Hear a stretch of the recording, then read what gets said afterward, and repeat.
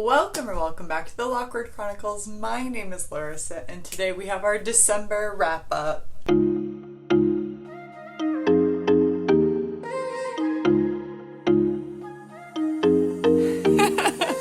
Hello, it is finally January, which means we need to finish up December, get on with our lives. I just want to yap with you guys, but I'm trying to stay on task. Reading was pretty good for me. No 5 stars, but good ones, and then some average ones. And in case you didn't see, in case you don't follow me on Instagram or anything, and me plugging away at it, I did do the 24-hour reading challenge where I did a start and stop timer and read for 24 hours. I finally did a challenge, and I'm really happy about it. That was really exciting for me. Feel free to go check out that reading vlog, and let's talk about the books that I read in December. Let's go over some stats. In total, I read 9 books in December, which was awesome. The number of pages I read were 3,246. My average rating for December was 3.11. So again, right in that middle range. I try really hard to not read books that are less than 3 stars. However, one crept in, and it was unfortunately our first book of December. I already know what it is, and that was Pickleballers. I gave this a 2-star. I usually don't tell you my ratings. Did I make notes? I believe I made notes. Oh yay, okay, good job me! Pickleballers is by Alana Long. It is a pickleball romance, which if you know me, I love pickleball. I try to play 1 to 2 times per week, and I'm trying really hard to have my own pickleball romance, but unfortunately I play with a bunch of retired people. This one is with Meg and Ethan, are our 2 interests. We're in Meg's POV, and okay, so Meg went through a divorce. Her best friend Annie, listen, let's just not sit here and wallow, let's go do something productive, teach you how to play pickleball. And as anybody knows that has played, you get obsessed with it. I think we have some. Here we go. Sorry, I had to put you in the freezer and there was a little glare spot there. There is a big cash prize for this tournament that everybody is wanting to get in locally. The club that Meg and Annie are a part of wants it to build new courts because right now they're using courts that are behind the high school, and unfortunately those courts are getting turned into marshland, which is with Ethan. That's the head of his project. And then a bunch of other things happened. There was this really annoying lady. It was really cringy dialogue. I felt like it was trying really hard to be an in-depth and have these really tough discussions, and then it would be switched to this really cringy dialogue where it's trying to be cutesy and flirty and fun, and then just the way Meg was acting through most of it, I was just really annoyed with her. Unfortunately, Pickleballers was not for me. The next book that I read was The Midnight Feast by Lucy Foley. I read this for my book club. This was exactly what I needed following that one, because this one was a slog for me to get through. The Midnight Feast was really quick, fast-paced, short chapters, multiple POVs, and a lot of multiple timelines, and they were kind of flip-flopping. That's the only thing. I did listen to primarily on the audiobook, and so I was confused, and it took a second to figure out what timeline I was. I would forget the POVs, but once you got into it, because it would switch really quickly, I did like it. It was about this woman. She would spend her summers there. It was her grandparents' summer house or whatever, and she decided to turn it into this very exclusive resort.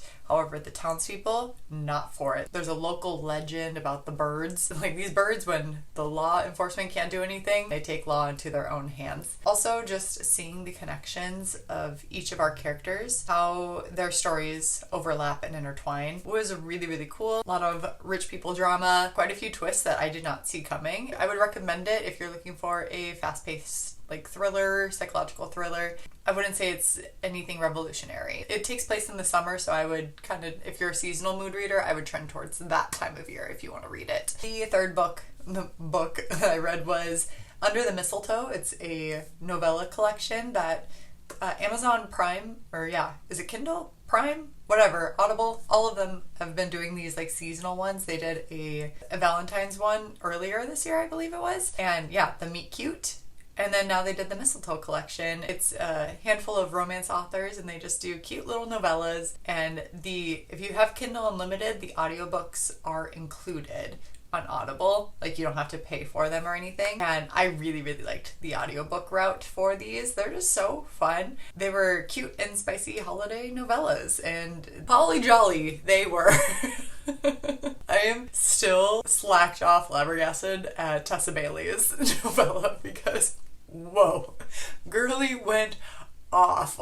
She went off and had pants off and wow. It was a wild time. So explicit. Lovely War by Julie Berry. It's historical fiction meets Greek mythology meets romance. This is following two couples in World War I as told by Aphrodite, who is now living in like World War II era. Aphrodite is the goddess of love. She is telling everybody about the couples in World War I, and that is following Hazel and James and Aubrey and Colette. Tragedies of war and PTSD, the need for music and connection and love, and it was very moving. It was very beautiful. Just seeing what our characters go through in times of devastation, how they continue to move forward, and how difficult that can be sometimes. And then I read Snowed In by Nevessa Allen. Nevessa Allen is the author of Lights Out, and I'm like, I'm gonna read whatever she puts out because I really love her writing. It is a winter book romance, and it does take place over the holiday time, but that is not the main focus of it. We are following Ella and Ben, and it's a small town romance in the winter in Maine. Ben is an ex-football NFL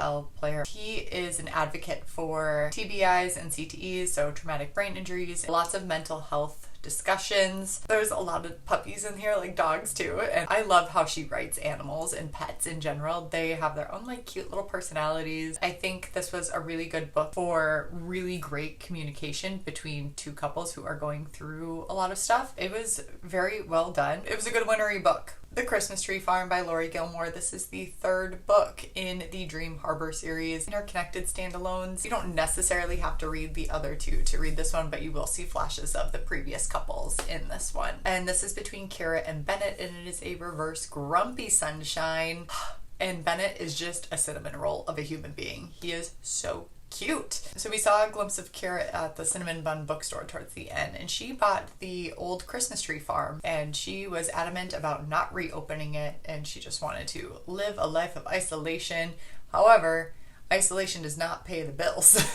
And then the place that she bought, unfortunately, was not well maintained. So there are a lot of repairs that need to be done, which means there's a lot of money that needs to go back into it. She is reopening the Christmas Tree Farm in order to make these renovations. She is trying to also find her independence. She's a twin, and she just feels like she has relied on her sister for so long and has always been like the silly goofy one or like the crabby one, whereas her sister has always been more of like getting it together, holding down the fort. And her sister is married and off on the other side of the world now. Kara is left alone. She's like, you know what? I can do this. I can be my own person. I don't need anybody. And so she is battling with the issue of being independent versus being alone. Bennett, when he gets into relationships or he likes somebody or is dating somebody, he will try to help in any way possible, fix anything. If they need him, he's there. He's dropping people off at the airport. I relate so much to Bennett. It's definitely seasonal, but not like super seasonal. Like you could definitely read this in the winter. It does obviously take place over Christmas, but I wouldn't say like it's super heavily focused. It comes and it goes, like there's little events, but like it's not super in your face about it. So it is spicy. It is a spicy Hallmark movie in a book. I was so excited to start reading this. Unstudied by Peyton Corinne. This is a hockey romance, a college hockey romance to be more specific, between Reese and Sadie. Oh, Reese Peasy. My goodness. Book boyfriend right here. He is beautiful. Chef's kiss. This is like black cat, golden retriever energy. Sadie is so cute, but she is definitely sassy, and I love it. She's definitely black cat energy. And it's a lot of found family, a lot of mental health representation too, so like PTSD with panic attacks, and there's also substance abuse and other forms of abuse too. If you want something similar to Binding and Keeping 13, this would be a good route to take. It is shorter than that, so if you are intimidated by Binding and 13, it is similar-ish enough to get the same like vibes and essence. Binding and Keeping 13, The Boys Atonement, is definitely a lot more trigger warning. I was hoping to find a book similar enough to The Boys Atonement because that is definitely one of my favorite series of all time. This definitely gave very similar vibes to it. What they're both dealing with, how they kind of like overcome it, communicate through it, and struggle with communications at some point too, but ultimately are there for each other. I will say like the one thing that kind of knocked it down for me was it wrapped up quickly at the end. Not like too quickly, but it wrapped up a little quicker than I would have liked because there were some really big things and they just wrapped up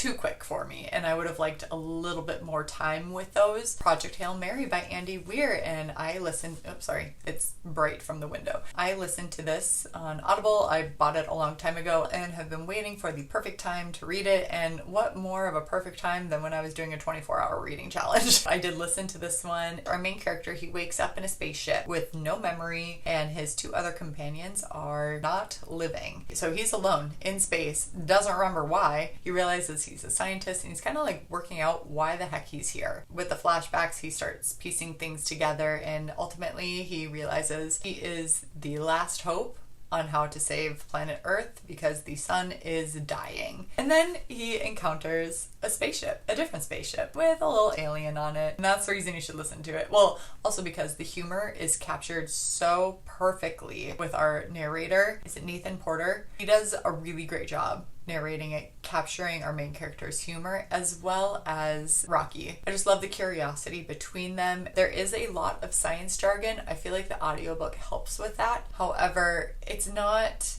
anything too crazy. Like, you don't have to know a lot, but just know that there is a lot of science talk in it. I didn't feel overwhelmed or anything by it. It does a really great job explaining it and making it more into layman's terms. And then the last book that I read was First Down by Grace Riley. Grace Riley. It's a college football romance. It starts off as a like fake dating tutoring situation, and it is dual POV, and this is between James and Beckett, or Bex as she is called. And I really liked the start of the book. I thought it was engaging. It really sucked me in.